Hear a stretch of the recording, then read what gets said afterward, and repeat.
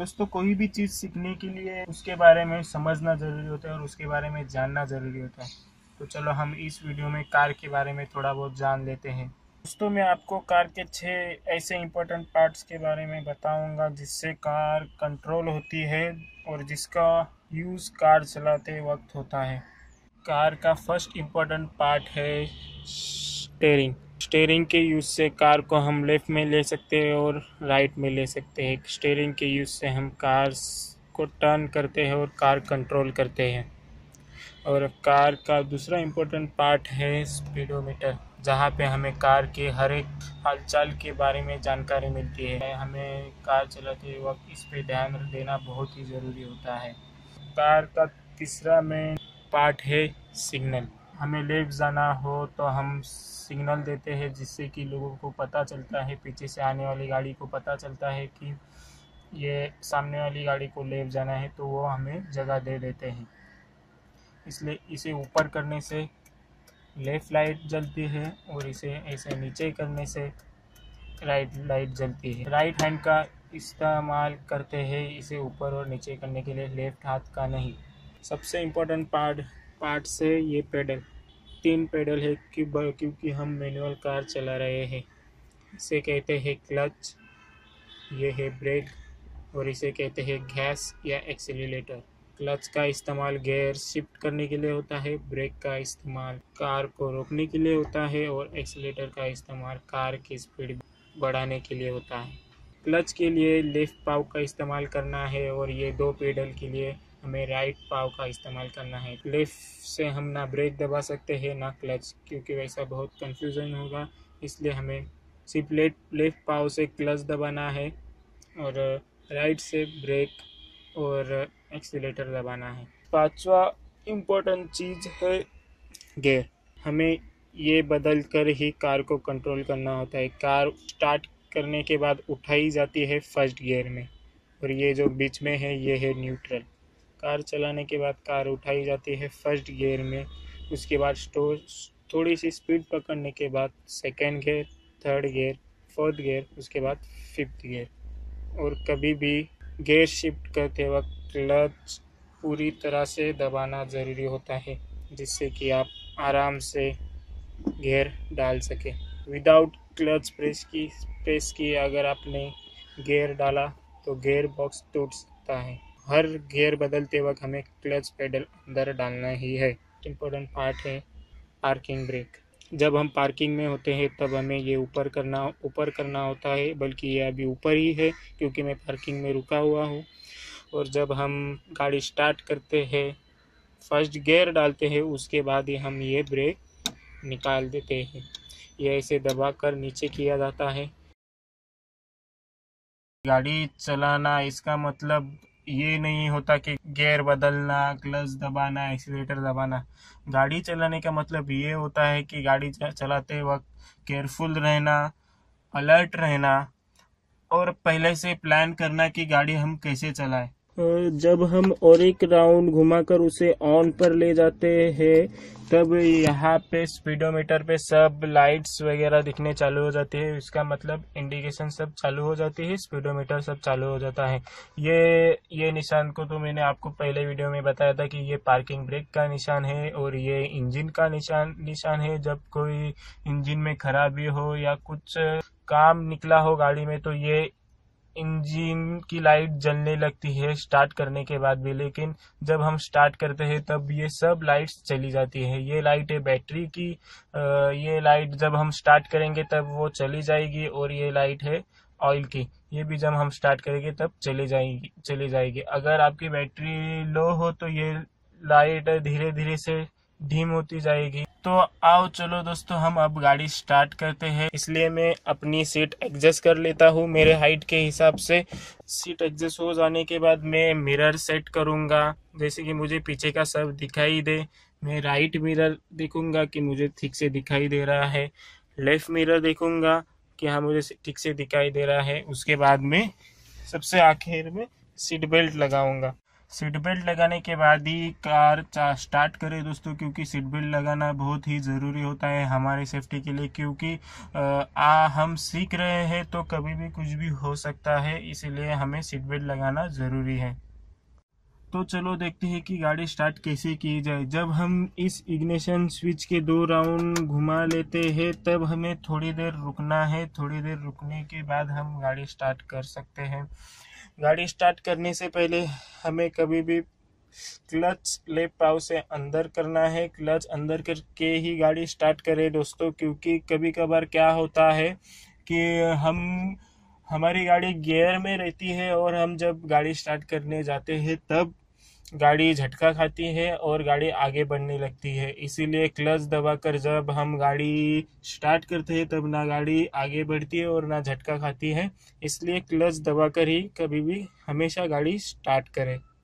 Start करने के बाद गाड़ी आगे बढ़ाने के लिए हमें गियर शिफ्ट करना होता है, यानी कि गियर बदलना होता है।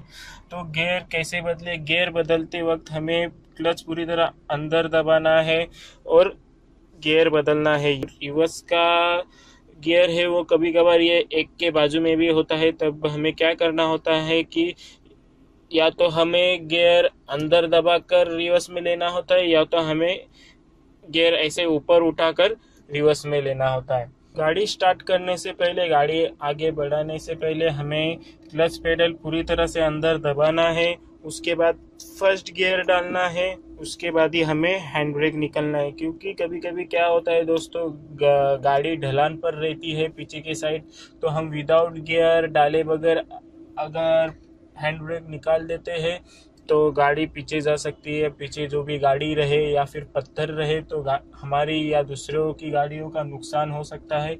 इसीलिए हमेशा हैंड ब्रेक निकालने से पहले हमें फर्स्ट गियर डालना है और ब्रेक दबाए रखना। जब हम फर्स्ट गियर डाल लेते हैं और पार्किंग ब्रेक निकाल लेते हैं तब हमें क्या करना है दोस्तों कि क्लच धीरे धीरे से छोड़ना है और ब्रेक पे का पाव हटा के हमें धीरे धीरे से एक्सीलेटर अंदर करना है।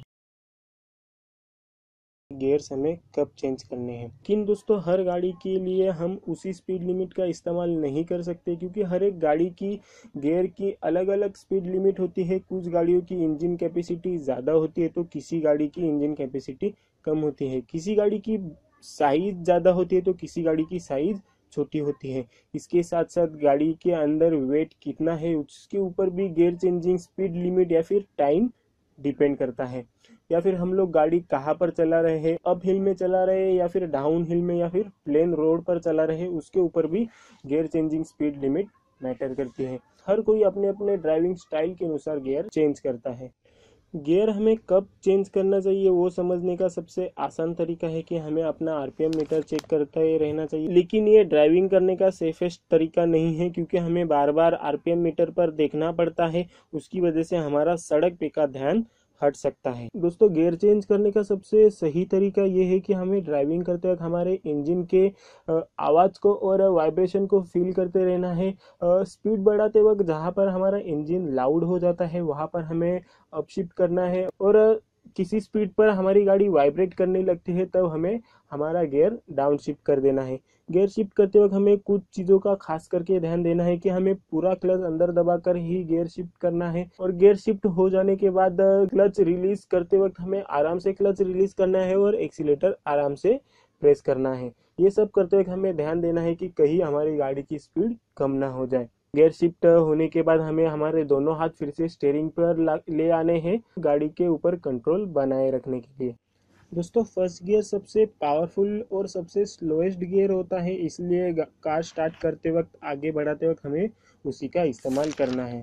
थोड़ी स्पीड पकड़ने के बाद जहाँ पर इंजन लाउड हो जाता है वहाँ पर हमें सेकंड गियर डाल देना है। सेकंड गियर के बाद जहाँ पर फिर से इंजन लाउड हो जाता है और आपकी स्पीड कंस्टेंटली वैसे ही रहती है, वहाँ पर हमें समझ लेना चाहिए कि हमें गियर शिफ्ट करना है, तो वहाँ पर हमें थर्ड गियर डाल देना है। थर्ड गियर के बाद जहाँ पर आपकी कार को मोमेंटम मिल जाता है वहाँ पर हमें फोर्थ गियर डाल देना है अच्छी इकोनॉमी के लिए।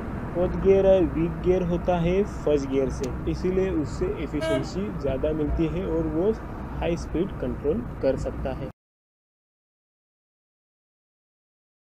चलिए दोस्तों देखते हैं कि स्टीयरिंग सही तरीके से कैसे हैंडल करनी चाहिए।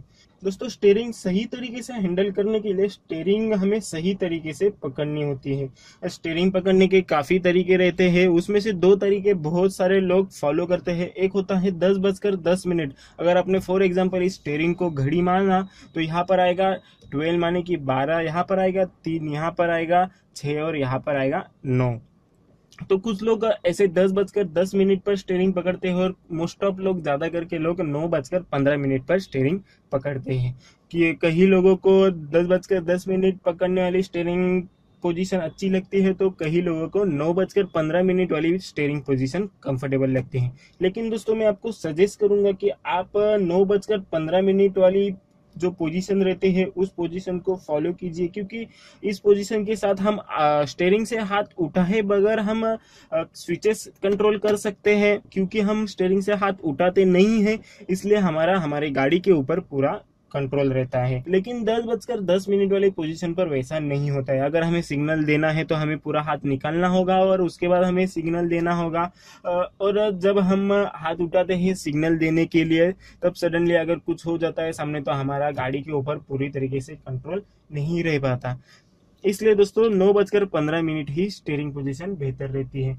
9:15 वाले स्टीयरिंग पोजीशन का एक और एडवांटेज है कि जब हम टर्न लेते हैं तब हमें स्टीयरिंग पर बहुत सारी जगह मिलती है हाथ घुमाने के लिए, जो कि हमारे 10:10 वाले पोजीशन के साथ नहीं होता है। हमें थोड़ी सी ही जगह मिलती है टर्न लेने के लिए और हमें टर्न लेने में दिक्कत होती है, तो जो कि 9:15 में हम आसानी से टर्न ले लेते हैं।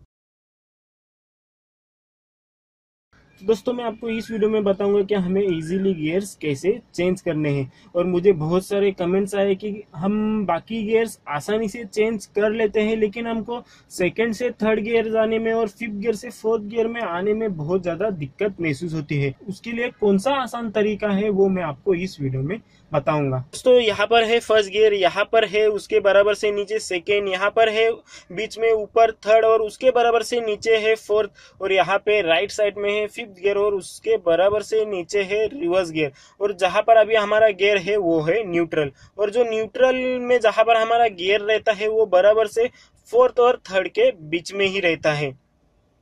इसके ऊपर थर्ड है और इसके नीचे बराबर से फोर्थ है। अगर आप गियर को कहां से भी छोड़ोगे तो वो बराबर से बीच में न्यूट्रल में आकर खड़ा हो जाएगा। ये बहुत ज्यादा इंपॉर्टेंट चीज है जब हम सेकंड से थर्ड में और फिफ्थ से फोर्थ में लेने जाते हैं तब वो मैं आपको आगे बताने ही वाला हूँ। अगर दोस्तों हमें फर्स्ट गियर डालना है तो क्या करना है, हमारी जो पाम की फेसिंग है वो राइट की तरफ रखते हुए प्रेशर राइट की तरफ देना है और हल्के से ऊपर की तरफ ऐसे ढकेल देना है। दोस्तों आप जितना जोर लगाओगे उतनी ही आपको परेशानी होगी गियर चेंज करने में, इसलिए बिल्कुल आसानी से हमें ये गियर शिफ्ट करना है। हमें सही जगह पर सही प्रेशर लगाना है।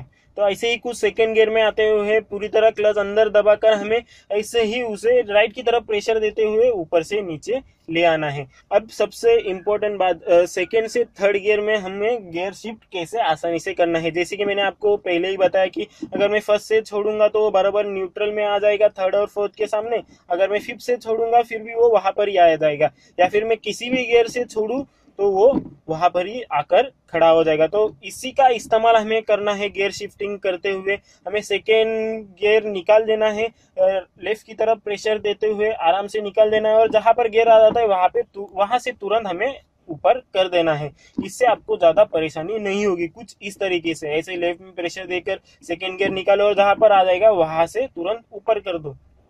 और फोर्थ गियर भी बराबर थर्ड गियर के नीचे ही रहता है, वो भी हमें आराम से शिफ्ट कर देना है। और फिफ्थ गियर में भी हमें आराम से फोर्थ गियर निकाल देना है और हमारी पाम की जो फेसिंग है वो राइट की तरफ रखते हुए प्रेशर भी राइट की तरफ देना है और आराम से ऊपर ढकेल देना है। सिर्फ फोर में लाते हुए भी हमें कुछ ऐसा ही करना है, राइट की तरफ प्रेशर देकर गियर ऐसे निकाल दो और जहां पर वो आ जाता है वहां से तुरंत ऐसे नीचे कर दो। तो चलिए दोस्तों अब हम ट्यूटोरियल कर देखते हैं।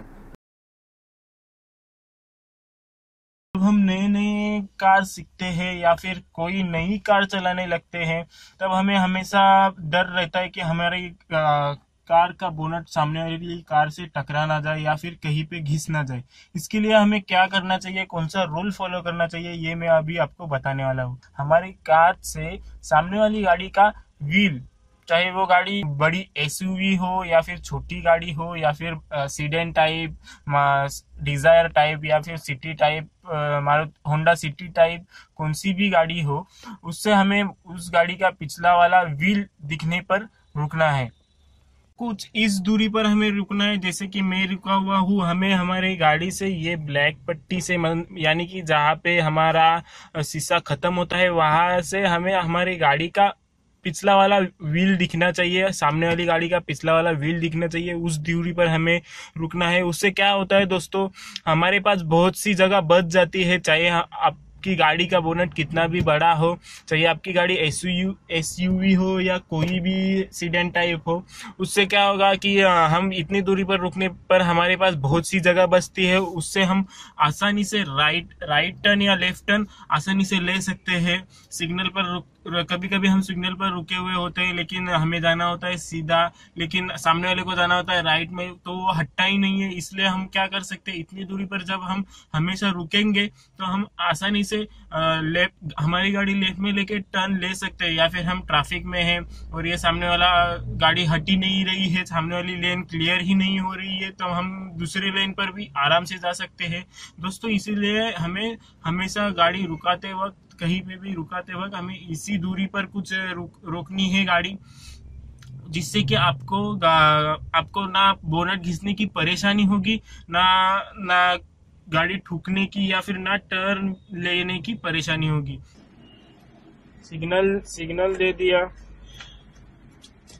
और अब देखो मेरी गाड़ी आसानी से निकल गई है।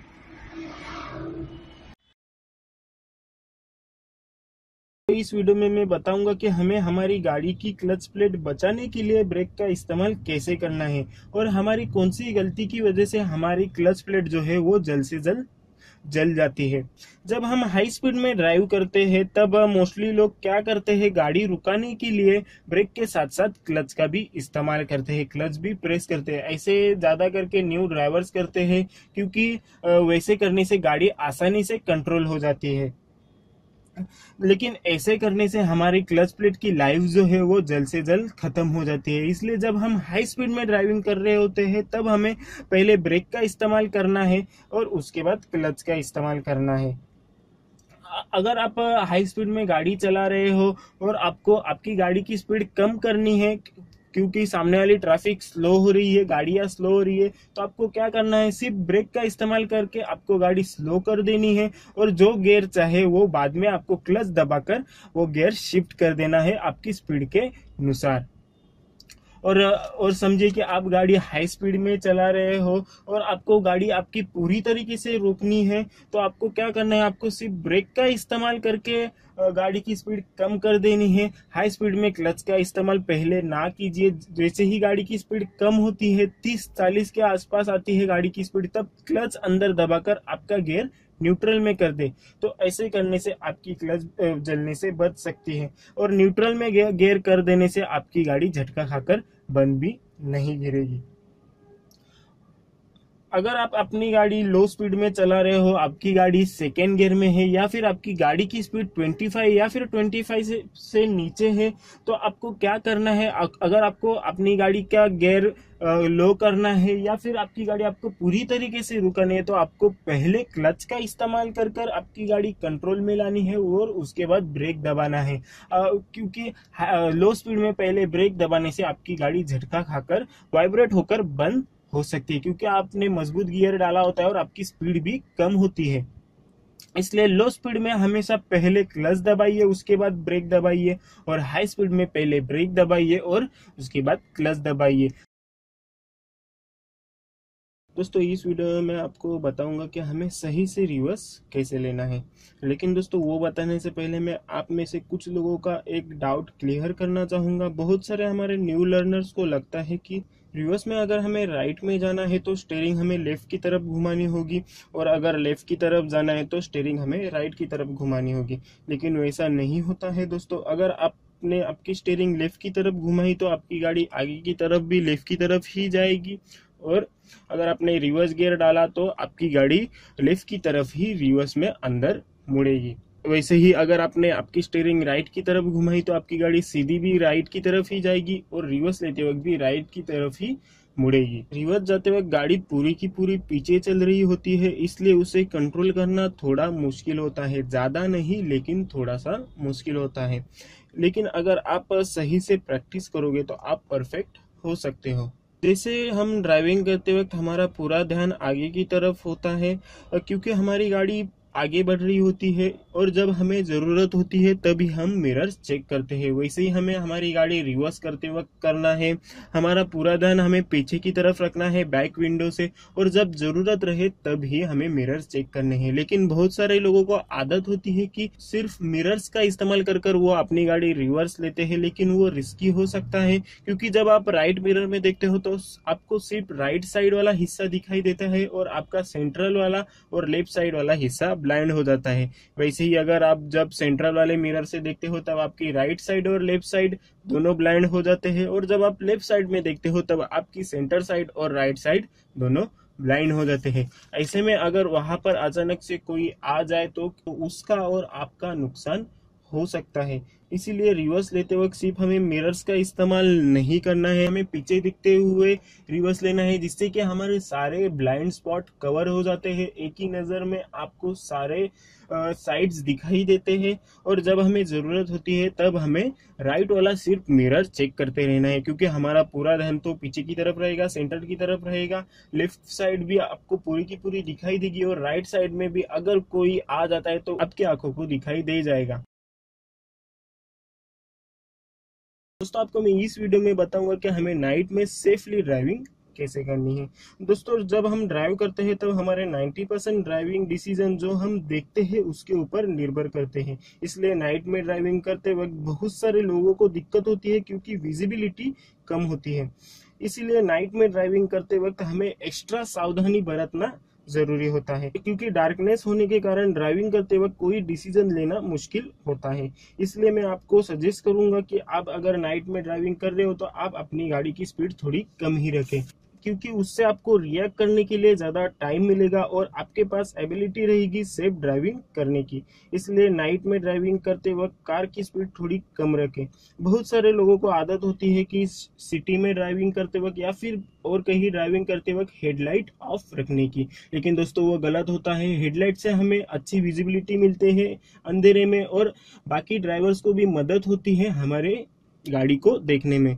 जनरली हमारी हेडलाइट का लाइट अप एरिया जो होता है वो सिर्फ 300 से 350 फीट होता है, इसलिए हमें उसी रेंज में ड्राइविंग करनी होती है। इसलिए दोस्तों मैं आपको फिर से रिमेम्बर करना चाहूंगा कि आप नाइट में ड्राइविंग करते वक्त थोड़ी गाड़ी स्लो ही चलाइए। नाइट में ड्राइविंग करते वक्त दूसरी प्रॉब्लम ये होती है कि सामने से आने वाले गाड़ी की हाई बीम लाइट, उससे आप पूरी तरह ब्लाइंड हो जाते हो। ये बहुत ज्यादा डेंजरस सिचुएशन होती है नाइट में ड्राइविंग करने की। इसलिए आप भी ड्राइविंग करते वक्त कभी भी हाई बीम लाइट का इस्तेमाल ना कीजिए, सिर्फ लो बीम लाइट का ही इस्तेमाल कीजिए। जब सामने से आने वाला हाई बीम लाइट का इस्तेमाल कर रहा है तो आप भी हाई बीम लाइट का स्विच पर एक बार टैप करके उसे बता दे कि आपको उसके हाई बीम लाइट की वजह से ड्राइविंग करने में दिक्कत महसूस हो रही है। अगर उसके बाद भी वो हाई बीम लाइट ऑफ नहीं करता है तो आप अपने लेफ्ट साइड वाले रोड कॉर्नर को देखें और ड्राइव करें। इससे दो चीजें होंगी कि आपके आंखों को हाई बीम लाइट की वजह से परेशानी नहीं होगी, और क्योंकि आप रोड कॉर्नर को देख रहे हो तो आपकी गाड़ी रास्ते से बाहर नहीं जाएगी। तो दोस्तों आशा करता हूँ कि आपको मेरा वीडियो पसंद आएगा। अगर आपको मेरा वीडियो पसंद आए तो प्लीज लाइक करिए, शेयर कीजिए और मेरा चैनल सब्सक्राइब करना ना भूले।